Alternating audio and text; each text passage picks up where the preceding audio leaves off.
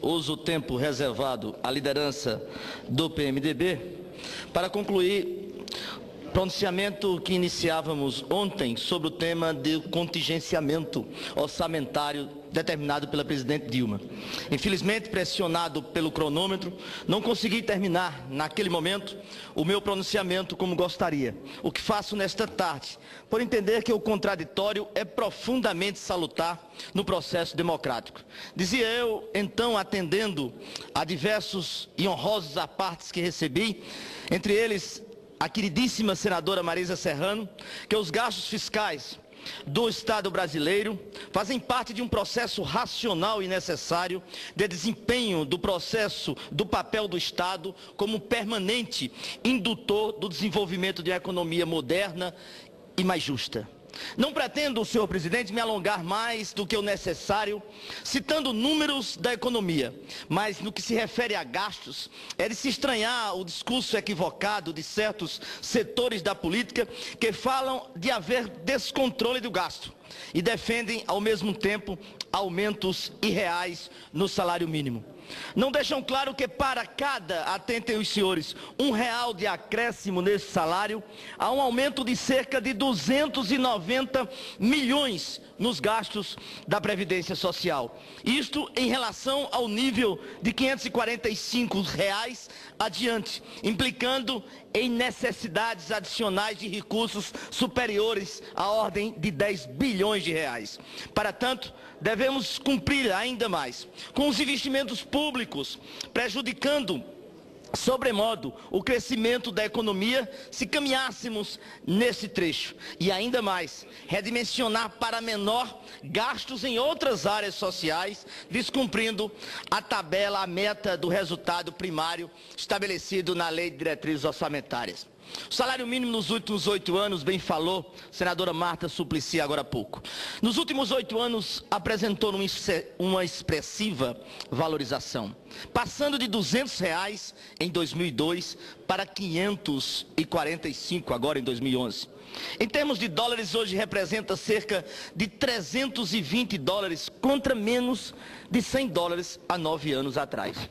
Esta política de valorização terá continuidade no governo da presidente Dilma Rousseff, de forma racional e prudente, para não prejudicar a alocação dos recursos em outras áreas igualmente relevantes, como saúde, educação e saneamento urbano.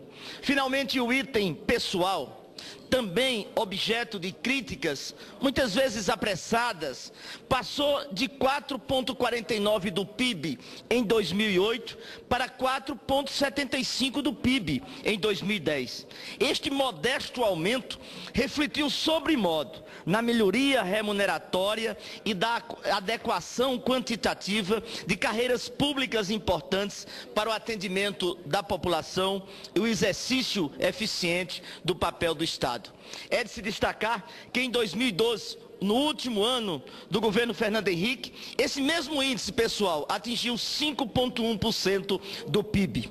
Assim, o contingenciamento de despesas que ora se discute é uma contribuição da política fiscal para o processo de estabilidade de preços e não absolutamente tomado de forma tardia, como querem entender alguns. Ele está sendo adotado pela presidente de forma consciente e controlada, haja vista que preserva investimentos considerados estratégicos para a continuidade do crescimento econômico e dos gastos de natureza obrigatória, fundamentais para a redução das desigualdades sociais e promoção da melhor justiça no país.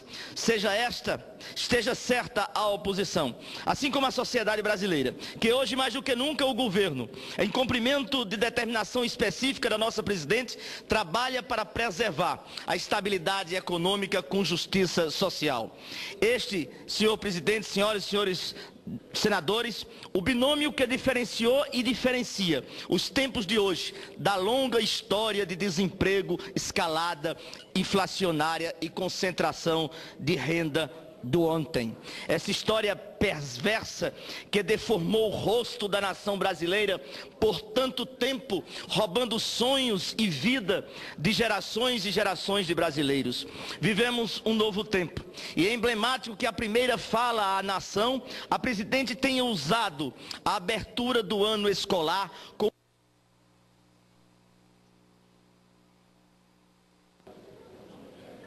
para concluir, presidente. Como marco, agradeço, Vossa Excelência. A presidente tem usado a abertura do ano escolar como um marco referencial para saudar o povo brasileiro. São prenúncios de novos tempos. Anunciando políticas de educação em seu governo, Dilma Rousseff reafirmou ser a educação a ferramenta decisiva para a erradicação da pobreza e a transformação do Brasil. Do mesmo modo, no primeiro programa Café com a Presidenta, mais uma vez colocou o discurso da educação como ponto central do seu compromisso com a nossa gente. Aspas, que a única fome neste país seja a fome do saber, a fome de grandeza, a fome de solidariedade e igualdade. E que todos os brasileiros possam fazer da educação a grande ferramenta de construção dos seus sonhos. Portanto, o Brasil é outro, com mais emprego, com mais renda, com mais oportunidades, com estabilidade econômica e justiça social.